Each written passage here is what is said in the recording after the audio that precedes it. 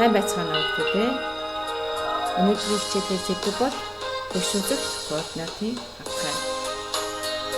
За хүүхдүүдээ хичээлдээ анхааралтай оролцоорой.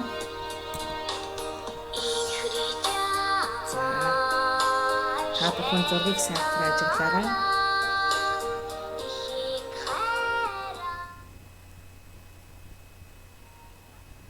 За энд бол Эверест одоо дэлхийн хураа газрын хамгийн өндөр оргил болох Эверест уулын одоо оргил хичнээн метр өндөр болохыг та нар харж байна. За тэгээд дэлхийн хамгийн одоо нам цэг болох Марианы хотхор буюу бол одоо далайн түвшнээс доош аль хэр хэмжээний одоо доор байдаг тухай энэ зургийг одоо бүхэн харж байна.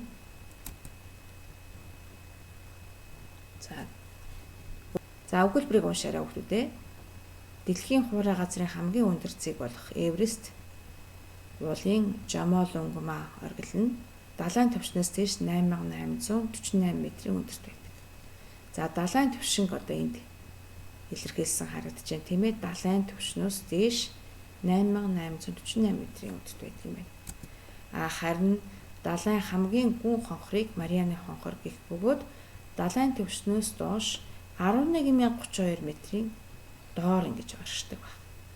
За одоо энийг бүгдээ ингээ ажиглаж яхад та нар сайн ажиглаарай. Далайн түвшнийг одоо тэг буюу тэг метр гэж үзээд за энээс дээшхийн нэмэх тоогоор илэрхийлсэн байна. Харж байна хүүхдүүдээ. Нэмэх 4000 метр гэж илэрхийлсэн бол далайн түвшнөөс доошхийн хасах 2000 метр, хасах 11000 метр, хасах 8000 метр гэх маягаар илэрхийлсэн байгааг та бүхэн ажиглаж харж байгаа хаа. Дараах тоон шулуун дээр тодруулсан цэгт ямар тоо харгалзаж байгааг нэрлээрэй. За тоон шулуун өгөгдөжээ. Тухайн тоон шулуун дээр А цэгт ямар тоо харгалзаж байна вэ хүүхдүүдээ? За зүйтэй. А цэгт нэмэх 3 гэсэн тоо харгалзаж байна.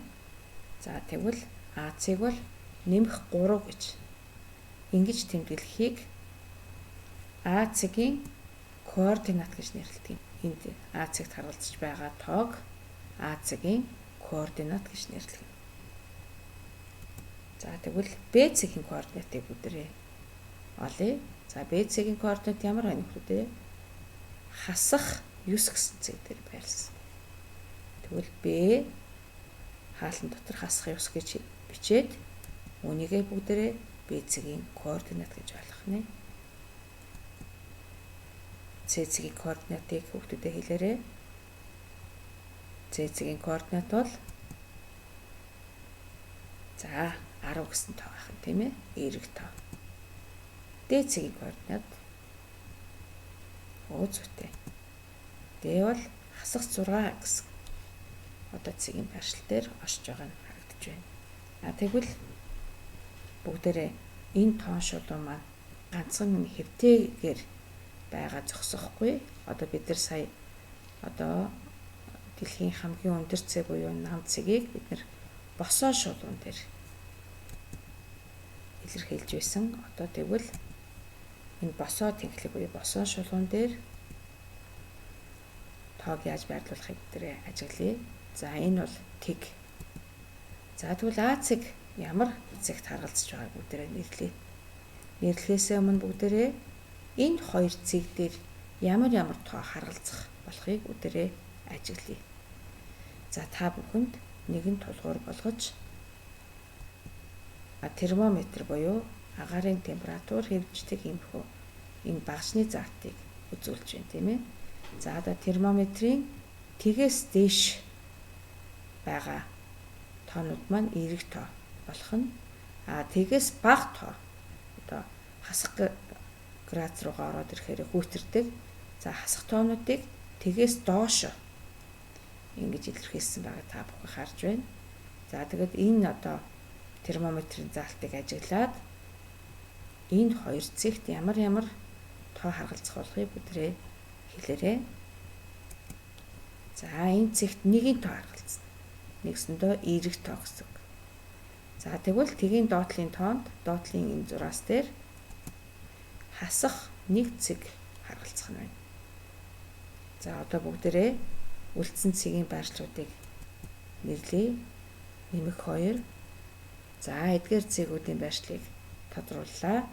За тэгээс доошх тоонууд буюу хасах нэгээс доошх тоонуудын байршлыг бүгдээрээ тэмдэглэе. Хасах 2, хасах 3, хасах 4, хасах 5, хасах 6. За одоо эдгээр цэгүүд дээр цэгийн байршлыг ажиглаж байгаад өгөгдсөн цэгүүдийн координатыг тэмдэглэе. Юуны өмнө бүгдээрээ А цэгийн координатаа тэмдэглэе. А цэгийн координат бол хэд байна хүүхдүүдээ? Нэмэх 3 байх. За Б цэгийн координатыг нэрлээрэй хүүхдүүдээ. Б цэгийн координат бол хасах 3 цэг дээр байна. С цэгийн координат хэд байна хүүхдүүдээ? С цэгийн координат хасах 5 байна.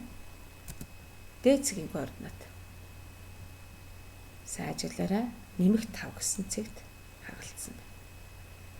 За энэ мэдлэгээ ашиглаад дараагийн дасгалыг үздэхээрээ хүүхдүүдээ тоон шулуун дээр байрласан цэгийн координатыг тэмдэглэж сурлаа. Одоо бүгдээрээ ямар нэгэн хавтгай дээр байрласан цэг ямар координаттай болохыг яаж олох тухай мэдэр үзнэ. За үүнийг үзэхийн тулд бүгдээрээ мөн одоо энэ цэг маань ямар байршилд байгааг ажиглахын тулд тоон шулууны хэвтэй буюу босоо энэ тоон шулууны аль цэгийн огтлолцол дээр байгаа гэдгийг ажиглаж харах хэрэгтэй болдог. За энэ талаар бид нэр өмнөх ангиудаа тэмдэглэжсэн учраас хүүхдүүд маань сайн мэдж байгаа. За ингээд юуны өмнө бүгдээрээ энэ тэнхлэгийн хэвтэй буюу босоо шулууныхаа тооны хувааруудыг тэмдэглэх зүг байх. За хүүхдүүд хэвтэй тэнхлэгийн хуваарийг тэмдэглэснийг ажиглаж байгаа. За тэгээс одоо 100 гар тишээгээ сөрөг тоонууд. За тэгээс баруун гар тишээгээ эрэг тоонууд байрладгийг бид нар мэднэ. За босоо тэнхлэхтэр бол дөнгөж сая бид нар байрлуулж үтсэн. Тэгээс дээшээ эрэг тоонууд байрлсан бол тэгээс доошоо сөрөг тоонууд байрладаг болохыг биднээ үтсэн. А цэгийнхаа координатыг ажиглая. А цэг бол хэвтэй тэнхлэгийн 17 дээр байрлал. 17 буюу босоо тэнхлэгийн 3 гэсэн тооноос татсан 2 шулууны уулзвар буюу солбилцол дээр оршиж байна. За тэгвэл энэ 2 тооноос татсан шулууны уулзвар буюу солбилцол дээр оршдог гэдгийг маш сайн ойлгох хэрэгтэй байх нэ. Энэ одоо хавтгайг тэгшүүнцэгт координатын хавтгай гэж нэрлэдэг. Яагаад гэвэл энэ хоёр шулуун маань хоёулаа тэгшүүнцэг үүсгэн огтлолцож байгаа учраас тэгшүүнцэгт координатын хавтгай гэж нэрлэдэг байх нэ. Одоо тэгшүүнцэгт координатын хавтгай дээр байгаа цэгүүдийн координатыг бүгдээрээ тэмдэглэе. За Б цэгийн координатыг сайн ажиглаарай хүүхдүүдээ. Хэвтэй тэнхлэгийн хэдтээр байна хүүхдүүдээ? Хэвтэй тэнхлэгийн 4, босоо тэнхлэгийн 2 гэсэн одоо цэгийн одоо солбилцол дээр байгаа учраас Б хаалтан дотор 4 ба эхлээд хэвтэй тэнхлэгээ бичнэ. Дараа нь босоо тэнхлэгийнхаа харгалзах тоог бичгэнэ. Б цэгийн координат бол 4 ба 2 байх. Хүүхдүүдэд С цэгийн координатыг яаж тэмдэглэх бол сайн ажиглаарай. Хэвтэй тэнхлэгийн хэд байна хүүхдүүдээ? 10. Босоо тэнхлэгийн 3, 4, 5, 2-ын уулзвар дээр байгаа учраас С цэгийн координатыг 10 ба 5 гэж ингэж илэрхийлж тэмдэглэх юм. Д цэгийн координатыг бүгдээр ажиглаарай. 17, 18, 19, 20, 21, 22. За хэвтэй тэнхлэгийн 22 буюу босоо тэнхлэгийн 4. За энэ хоёр цэгийн цэгээс татсан шулууны солбилцол дээр оршиж байгаа учраас дээд цэг нь цэгийн координат бол 22 ба 4 байх. За одоо тэгвэл арай өөр цэгт бүгдээ нэгэн цэгийг байрлуулъя. И цэг. За И цэгийн байрлалыг бүгдээ ажиглаарай. Эхлээд бүгдээ хэвтэй тэнгэлгийг нь харна. Хэвтэй тэнгэлгийн хасах хоёроос татсан шулуун буюу хосоо тэнгэлгийн нэмэх хоёроос татсан шулууны уулзалт орших. Тэгвэл И цэгийн координатыг хасах 2 ба нэмэх 2 гэж тэмдэглэх юм байна. За энэ одоо цэгийн байршлыг ингэж илэрхийлдэг, тэмдэглэдэг зүйлийг ямар үед ашиглаж болох вэ? Бүгдээ нэг эргцүүлэн бодоорой. За энэ цэнхэр өнгөтэй одоо координатын хатгыг бүгдээр 70 хэмээн төсөөлье. За энэ 70 дотор нэгэн зав төрчихжээ.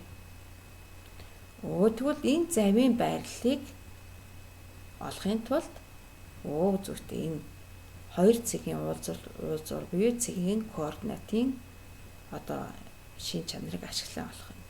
За тэгвэл BC, D цэгүүдэд байгаа завууд бас өөр өөрийн гэсэн байршлуудтай байх. Бид нэр дөрвөн одоо ширхэг завны байршлыг энэ одоо цэгийн координатаараа илэрхийлсэн байна гэж ойлгох юм. Өнөөдөр бид нэр тэгшүнсэгт координатын хавтгайг хэрхэн зурах, за тухайн хавтгай дээр байсан цэгүүдийн байршлыг одоо хэрхэн тэмдэглэх тухай үзэж байна. За тэгшүнсэгт координатын хавтгайн гол одоо бүрдэл хэсэг бол одоо босоо буюу хэвтэй тоон шулуун байгаа. Энэ хоёр тоон шулууны огтлолцол дээр тэг хэмээх тоо одоо харгалцсан байгааг та бүхэн ажиглаж байгаа. За тэгвэл тгийг координатын их гэж нэрлэдэг юм байна. За үүнийг хүүхдүүд сайн ойлгож аваарай.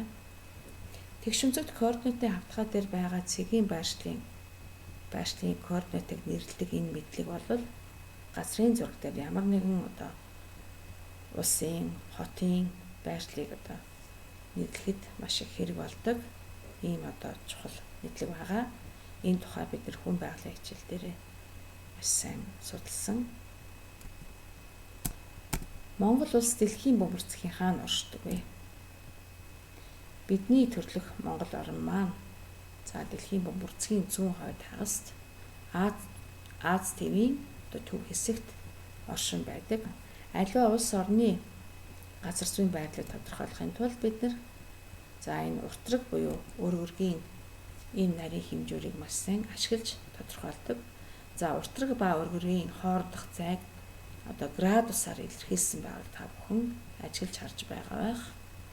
Тэгвэл манай Монгол улс маань хойд өргөргийн 41 градусаас 52 градус, зүүн уртрагийн 87 градусаас 119 градусын хооронд ийм өргөн урдам сайхан одоо нутгийг эзлэн оршин байдаг юм байна. Хүүхдүүдээ өнөөдрийнхөө мэдлэгийг ашиглаад дараах дасгал даалгаврыг ажиллаарай. Хичээлдээ амжилттай оролцсон хүүхдүүдтэй баярлалаа. Баярлалаа.